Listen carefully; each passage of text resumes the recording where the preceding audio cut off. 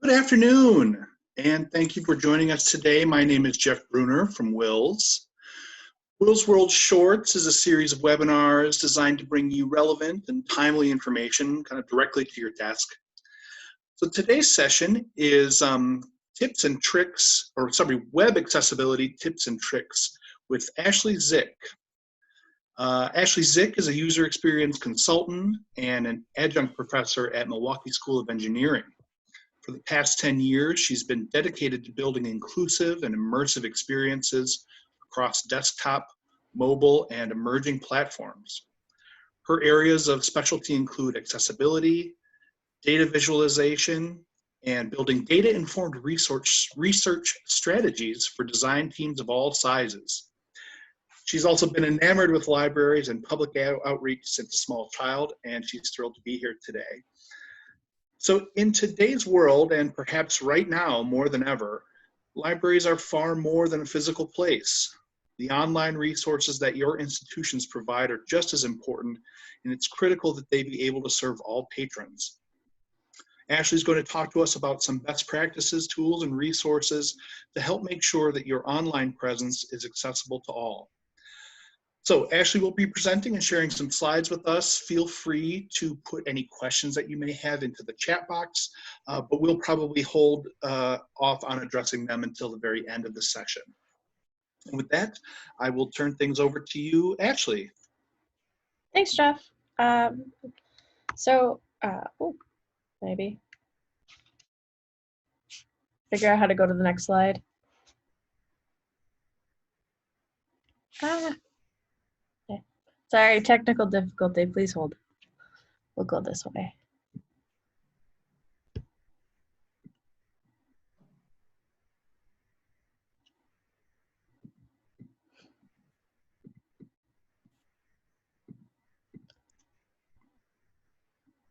Can you still see my screen okay? No, we are not seeing your screen, Ashley. Yeah, Zoom wouldn't let me progress, so I have to try this one more time.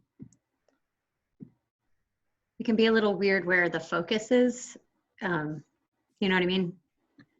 Oh, sure. Okay, can you see my screen now? Yes. We are. Perfect. All right, sorry about that. So yeah, as Jeff mentioned, accessibility is really important for institutions. I think there's a lot of large organizations who have really started focusing on it, but there's a lot of other areas of progress that we can definitely make. I really like this quote from Microsoft, and I think it'll set a good expectation for the talk. The idea is that accessibility shouldn't necessarily be an add-on. It shouldn't be just because of legal reasons, although we'll touch on that a little bit. Ultimately, by creating something that's accessible, you're making it inclusive. You're making it, your entire audience have a better experience. And ultimately, you're striving to create something that really builds up a better experience, a better life for the people around you. So I want to quickly talk about the accessibility. We won't spend a ton of time here because, I'm assuming by joining this talk that you have already got some of them down. And then we'll spend the bulk of the time really focused on some ways that you can start to implement accessibility today. So there's three big benefits to accessibility I want to talk about. So the first one we'll get through right away. It's kind of the pink elephant in the room, is that there's lawsuits. I mean, lawsuits are very expensive. And it's one of several reasons that people choose to become accessibility compliant. But really these second two are the ones that I want to spend some time on today, and that's improving that experience for everybody. Becoming an accessibility compliant organization doesn't necessarily just improve your organization for impaired individuals. It improves your experience for everyone. So a little bit of background here, and this is actually from the ALA website. Section 504 of the Rehabilitation Act is a legal compliance for websites that are federally funded. So if your library is federally funded or a government organization, such as a city library, then that would be what you fall under. If you're a private library, such as a university library, what you would fall under is the Americans with Disabilities Act. So the standards between the two are exactly the same. We're just going to treat them sort of as the same, but just as an FYI here. Unfortunately, accessibility lawsuits are increasing pretty heavily. So if we look here, there's a pretty big increase, and that's when looking at budgeting and trying to determine if it makes sense to really spend your money on accessibility in 2020. I would encourage you to repurpose some of these slides. Again, it's really important to build that inclusive community, but sometimes, those dollars are what wins projects. Not going to go through all of these, but there's a ton of industries, government, of course, financial, everybody from Disney to Beyonce to the NBA to a lot of local restaurants have all been sued for a lack of accessibility. They're also super expensive. So in addition to any sort of legal costs, you can't really focus on things that you might want to do with your website because you have to sort of focus just on the accessibility. And unfortunately, there's some diminished reputation there too. You don't want to necessarily be the institution that got sued for not being accessible.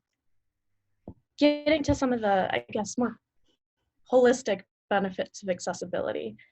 We think about official, legally recognized permanent disability standpoint, 1 in 5 people in the United States have some sort of legal disability. And that includes things like, I'm missing a limb, so holding a phone may be hard. Or, from Alzheimer's, so remembering might be hard. Blindness, vision loss, deafness. These are all the traditional things we think about when we think about designing for accessibility. But I want to challenge you to think beyond that. So that small amount of area, 1 in 5, that might not be enough, but if you start to expand past that, really everyone can have a temporary impairment at any time. So you might not have a missing limb, but you could have broken your hand, you could have carpal tunnel syndrome, you could be doing something else and just have some sort of injury.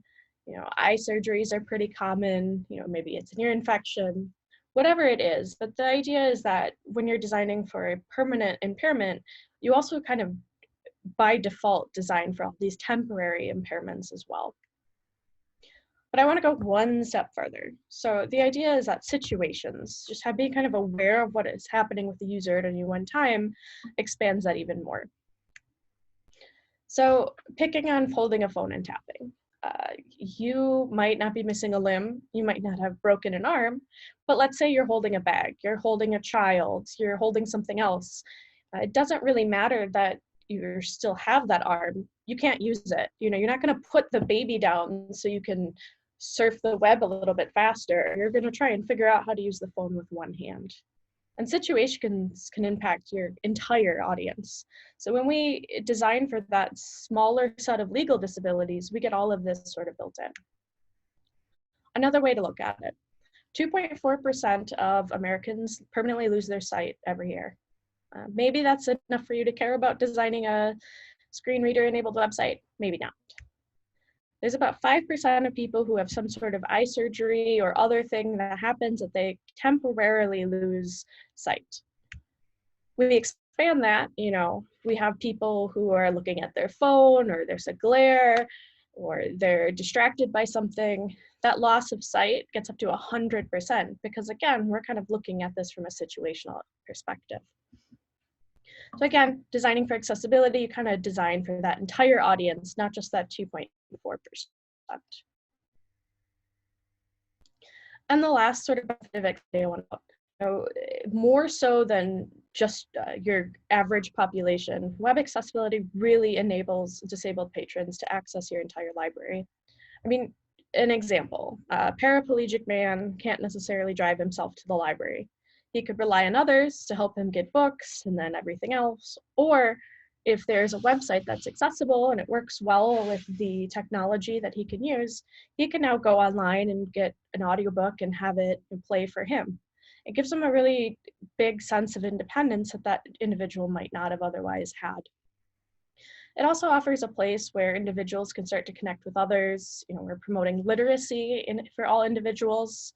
And every benefit of a library still applies to those impaired individuals, but they might not be able to get some of those benefits actually in person. And so by designing for our web accessibility, we can really make sure that all of the great library benefits apply to everyone. So there's one particular group who makes standards. They sort of fell into it by accident, but when they started designing back in 1995, they didn't really envision it would become law. And then, fast forward to about 2010, their first set of standards actually became law in the United States with ADA Title III. So they have 4 sort of standards that I'm going to talk about, that something has to be perceivable, operable, understandable, and robust. I'm going to give a couple different examples for each of these, but this webinar will by no means cover everything you need to do in accessibility. Instead, I want to spend the next, 30 minutes, 20 minutes or so going through some tips that every single person on this call can leave and start doing immediately. So the first of these 4 standards is perceivable. The idea is that it has to be presented in a way to users that they can actually perceive. So what does that mean? Well, they have to be able to use one of their senses to be able to perceive something. So if you're on this call right now, I'm talking to you, that you can perceive it, it's audio. Or if you're reading the slides, that would be visual. There's a lot of different, various other senses, but audio and visual tend to be the ones that we use most commonly for websites. We haven't invented smell-o-vision yet, so that's not really a commonly used web accessibility. So here's the 3 things I want to talk about, and we'll go through each of them, step by step. So the first one is called an alt tag or an alternate tag, or alt tag. So when you're looking at a website, you can obviously see all the pictures, you can see all the text, you know what's there. But if you are designing and you don't include an alternate tag, that visually impaired user is not going to know what's in that image.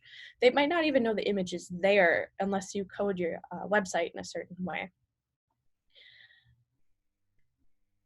So when a screen reader is kind of looking through all of this, what happens is it'll come across this picture of apples and it'll describe it as an image, but that's it. So if it's important information in that picture, you need to describe it, so then that way they can sort of envision it as well.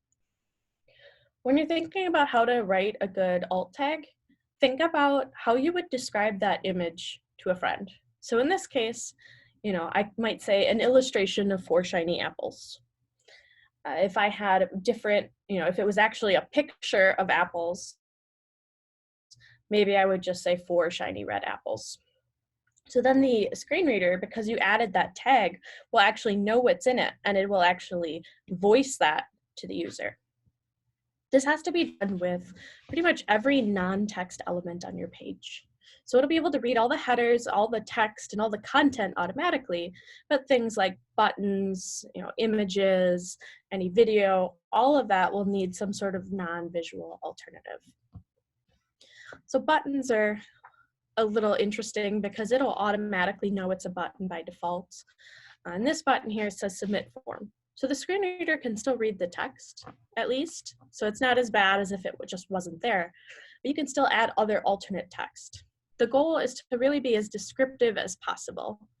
It's really hard to get around a website with just a screen reader if you don't have really descriptive tags.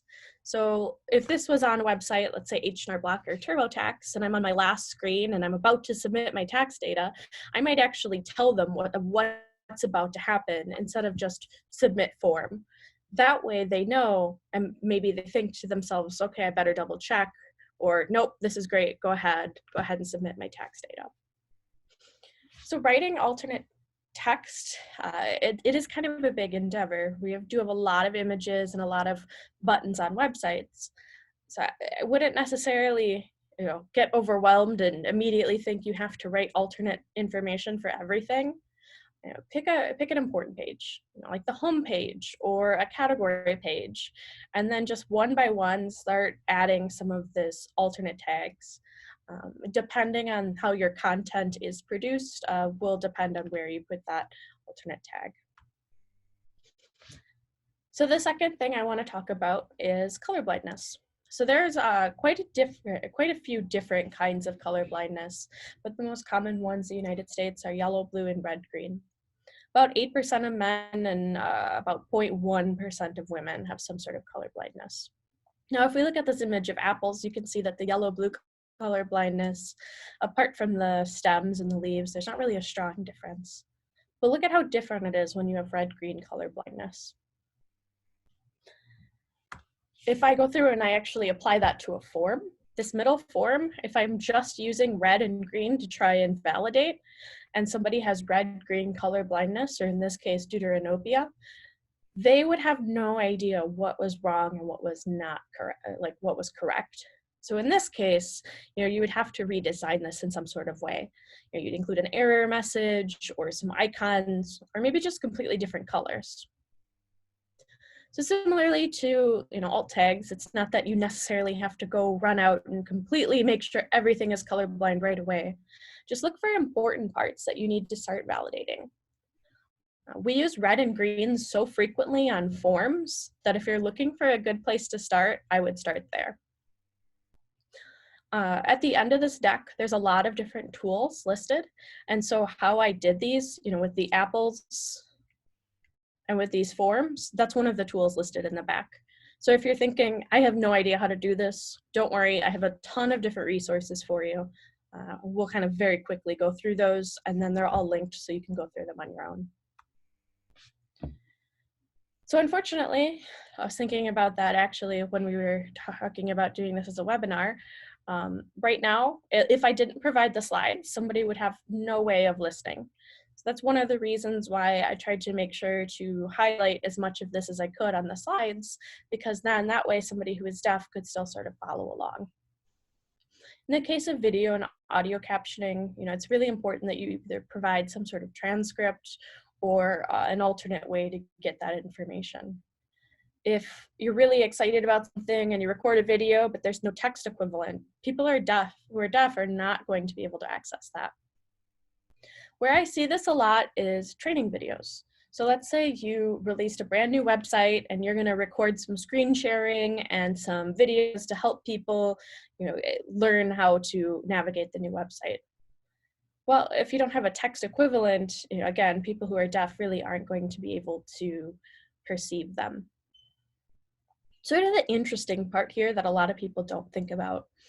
It's helpful to also include visual changes for your video.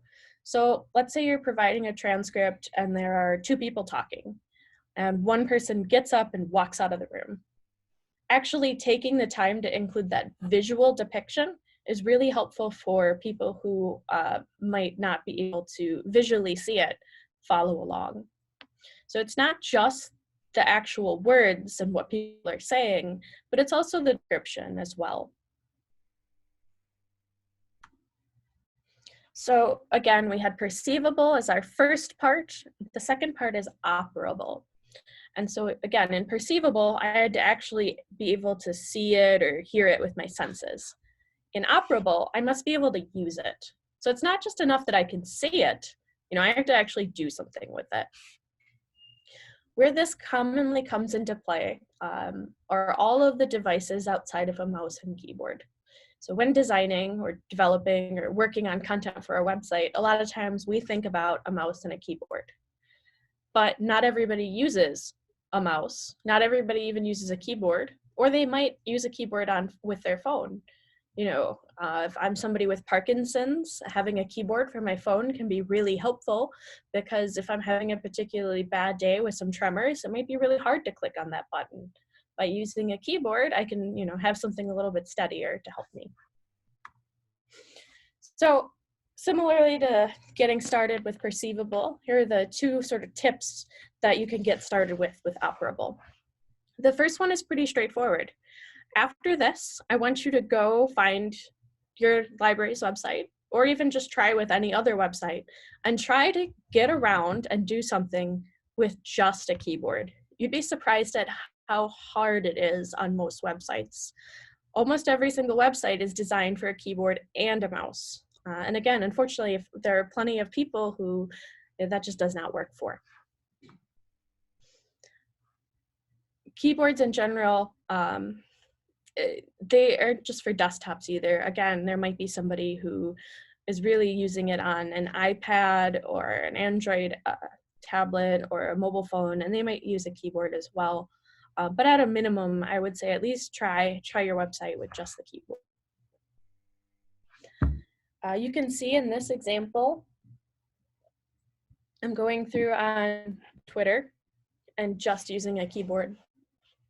This is actually something that Twitter had to fix. Originally, there wasn't a way to keyboard over to the close sign. So if a keyboard user opened it and tried to compose a new tweet, the only way to actually get out of this screen here was to write a tweet. And then you could click tweet and then it would close out. And then you have to go back and you delete it. So thankfully, a couple years ago, they made sure that that close button, that exit on the top right, was keyboard accessible.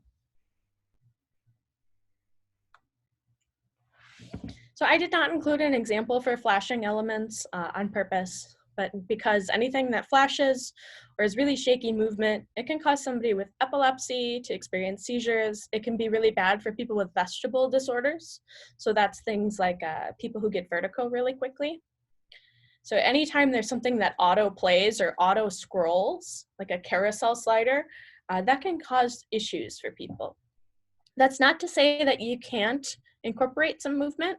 Just make sure that there's not a ton of flashing to it.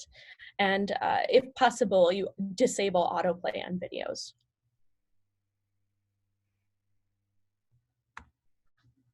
All right, our third one, again, we had perceivable, they have to see it.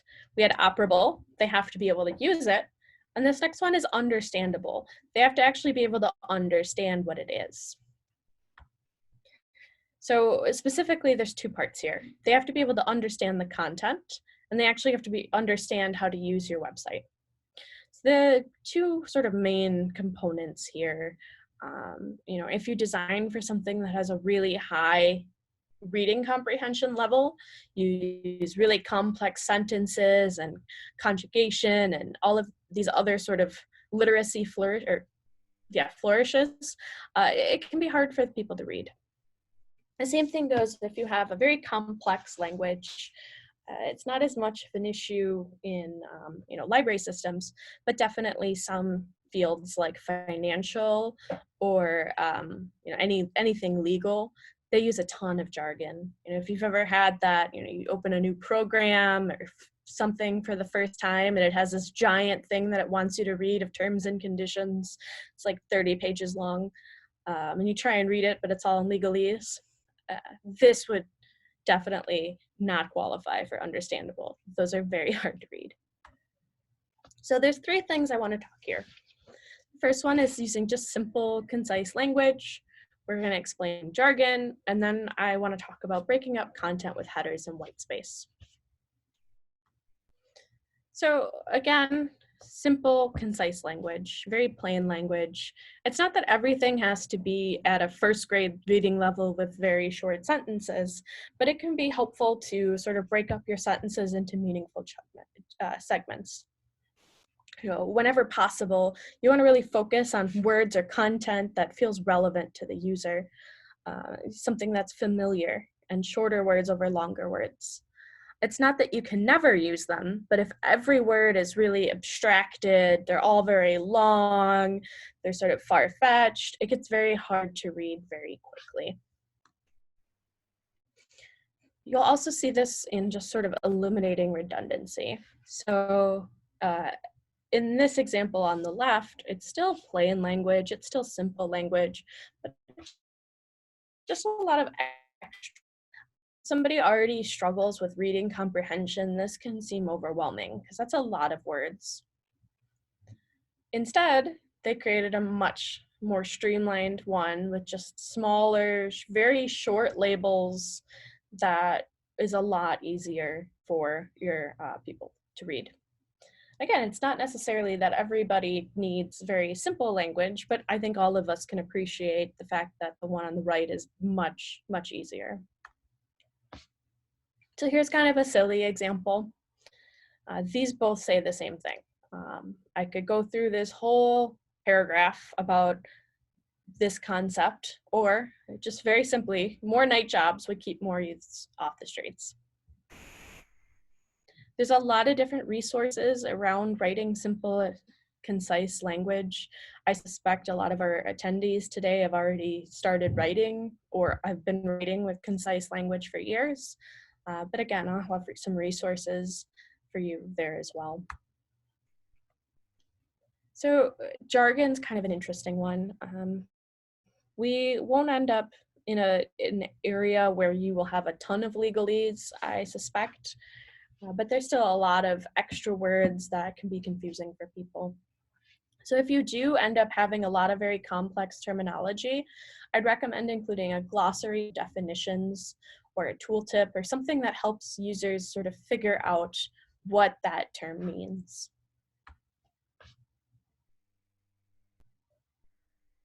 You can see an example here where, again, they're just trying to use jargon, or sorry, not use jargon, and sort of keep it just very familiar. This is an example from a app where you can go through and buy, rent, or sell your house. But looking at the left one, migrate and fly. These still qualify as jargon because they're sort of using cutesy terms for each of these. So if you just look at the left one and you're trying to figure out which of these means buy, rent, or sell, I would have no idea. I guess I could probably figure out that fly means sell, or maybe migrate, or maybe the point here is that it doesn't have to be a hard, complex term to be jargon. Just use words that are familiar. And then the last one under operable is to break up content with space. So I've been doing that throughout this. You'll notice there's a lot of white space, concepts are separated appropriately, headers are a lot darker or bolder to try and break up content appropriately. So here's an example from a website called plainlanguage.gov. And while I believe nobody on this call would qualify for anything that's on plainlanguage.gov, there's not a legal requirement, it's still one of my favorite websites for really great examples of how you can write concise language. So here's a great one about just splitting up dense paragraphs. It's actually the same amount of text, but just including that extra little bit of white space and some bolding makes a huge difference. Even if you don't read either of them, the one on the left actually looks kind of overwhelming, whereas the one on the right looks a lot less overwhelming. All right, and then the last of our four is that content must be robust enough that it can be interpreted reliably by a wide variety of user agents. It's kind of a mouthful. So basically what this means is that your website shouldn't break. It should be reliable enough that if a new phone comes out or a new tablet comes out or any other future technology, it's probably not going to break. So there's some pretty simple ways that you can accomplish this. Going through and making sure it works in browsers, that your website doesn't have any big errors, there's no pages that break, it works on a mobile phone. Just basic code practices there will really help. So the two I want to talk about here under getting started are mobile responsiveness and screen reader demos. So at this point, if your website is not mobile responsive, it absolutely needs to be. This isn't necessarily an accessibility guideline, it's a general usability thing. More people access websites via mobile devices than they do via desktops. If you think about the different communities that could use your library services, there's a lot of communities that, a mobile device might be their primary device for accessing the internet. Not everybody has internet at home. And if your website doesn't work with a mobile device, they can't access your library services. So I'm not going to play these screen reader demos just because playing a video over Zoom gets a little laggy. But there are three main screen readers. The first one is called JAWS, and it's been around for the longest. Then MacBooks, so the Apple laptops have their own screen reader built in. And then finally, there's a free one called NVDA. So this last one, NVDA, is the one that's sort of increasing in popularity because it works on both Windows and Macs, and it's free. You know, JAWS is really, really fully featured, but it's also $900. And most people, you know, that can be a very, very steep purchase price. So go through and at least watch one of these on your own. It's really, really interesting to see how many things you can do with a screen reader. We actually can hear a lot faster than we can read. So when you hear how fast some of these screen readers are going, I mean, they have these cranked up to almost 400 words a minute and can still successfully use websites. So just kind of a recap of these getting started. I won't read all of them, but again, we had our perceivable, people can actually sense it. We had our operable, they can use it. We had understandable, you know, they know what's going on in your content and the website. We had robust, which is just that your website's not going to break and I can use it on various devices. So I'm going to spend a couple minutes going through some tools and resources, and then if we have any questions, I'd love to answer them. If you haven't had a chance to type in your question, you know, feel free to do so now or just after we get through the tools and resources. So I broke resources into 4 groups: our perceivable, operable, understandable, and robust. So I use this colorblindness simulator to go through and actually create the demonstrations that you saw earlier in this webinar. If you want more information about creating a perceivable site, I also have a really, really well-written article for that as well. For operable, again, I didn't want to necessarily show anything flashing. I didn't want to be the one who accidentally caused somebody's seizure. But if you do want some examples, I would recommend going to this epilepsy analysis tool. It'll actually analyze a website or a piece of content for you, but it'll also give you some demos. The understandable, I've got the link to that plain language guidelines here. Again, it's a government website, but it's the rare government website that's actually incredibly well designed, and they use plain language without it, or throughout their website. Robust, there's these 3 different main types of screen readers. If you would like a good article about how somebody who doesn't normally use a screen reader and their experience with it, I'd highly recommend the Smashing Magazine article. And then just a couple of different articles and books if you would like any further resources. I am going to see if there's any questions.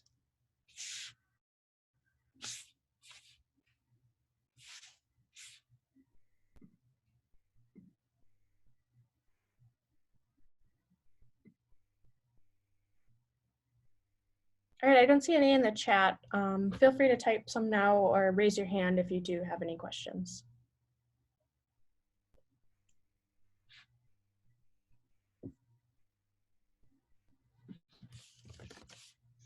So I'll go back and present this again. Just so you know, these slides will be available after. So then that way you don't have to sort of jot down everything quickly.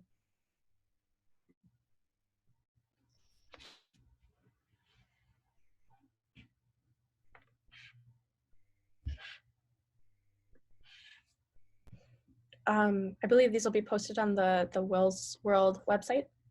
Jeff, is that correct? Yeah, we'll attach, I think it will be attached to the website for, like, we have a page for this session. So we'll do that. I think we would also send a link to the slides out with the recording, which will go out to everybody that registered for today. Okay.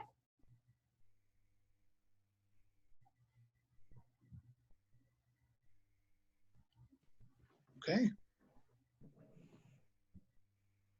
Well, I don't know if you have any other questions.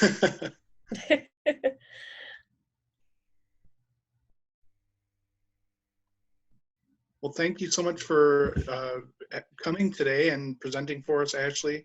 Fascinating topic, always important, and it's always on the top of the list of kind of issues that we need to be tackling now, not just in the library world, but all over the place, of course.